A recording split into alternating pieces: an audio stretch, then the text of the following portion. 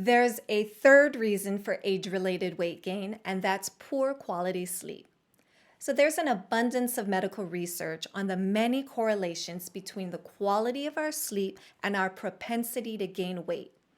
Proper sleep regulates two hormones, ghrelin and leptin.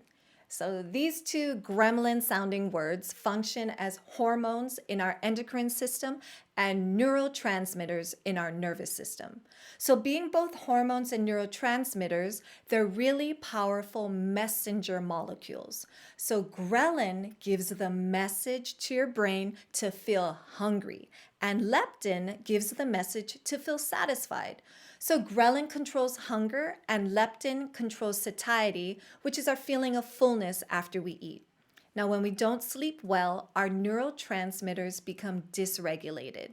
In one study, men who slept for just 4 hours had much higher levels of ghrelin, which made them hungrier, and much lower levels of leptin, which made them feel less full and less satisfied after a meal.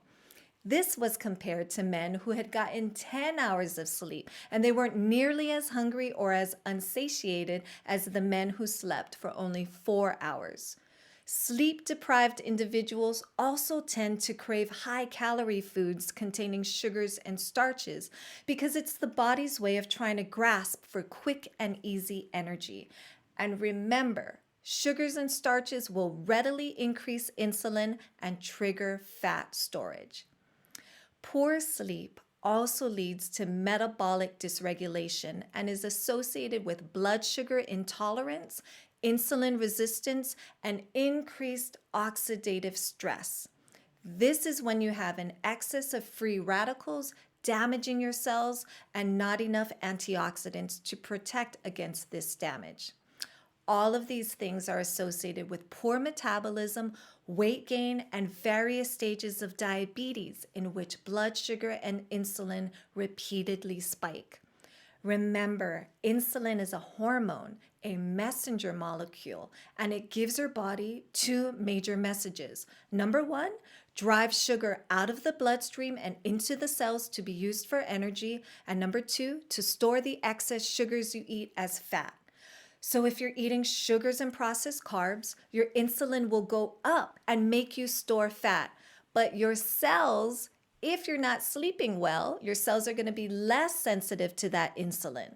So blood sugar is going to stay high, which causes more insulin to go up, making you store that sugar as fat instead of being used for energy in the cell. Meanwhile, your ghrelin and leptin levels are dysregulated from poor sleep.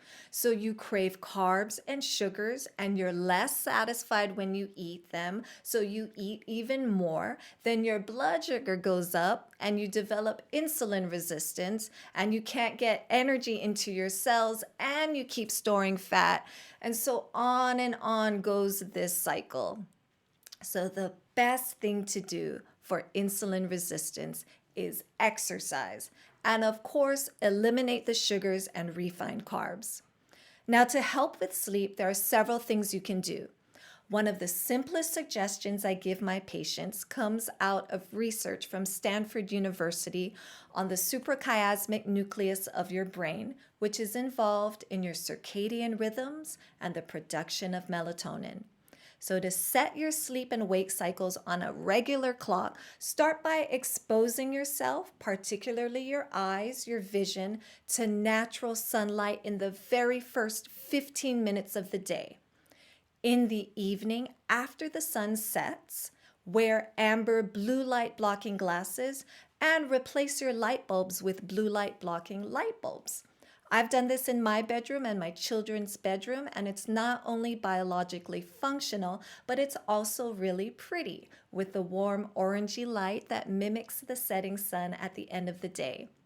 And it's different from the bright blue wavelength light characteristic of our computer screens, phone screens, regular light bulbs, and early morning daylight.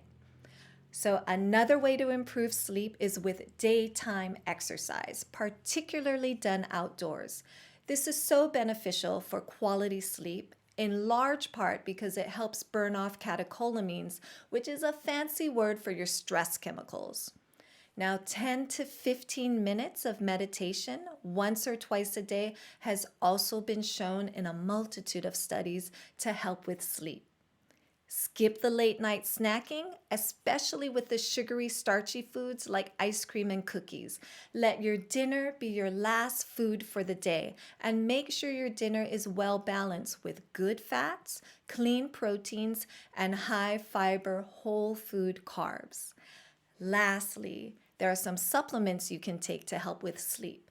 Magnesium glycinate, not the cheap oxide version, but magnesium glycinate, L-theanine, GABA, glycine, passion flower, and CBD. These all support calming alpha brainwaves and inhibit arousal of the nervous system so that you can feel relaxed and safe, and then you can sleep soundly.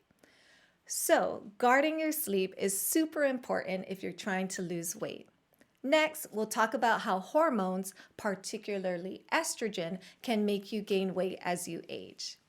I just want to say thank you for watching this whole video. I know in the world of 30-second snippets, it's not easy to invest several minutes watching me, but it shows how dedicated you are to improving your health and finding real answers and real solutions.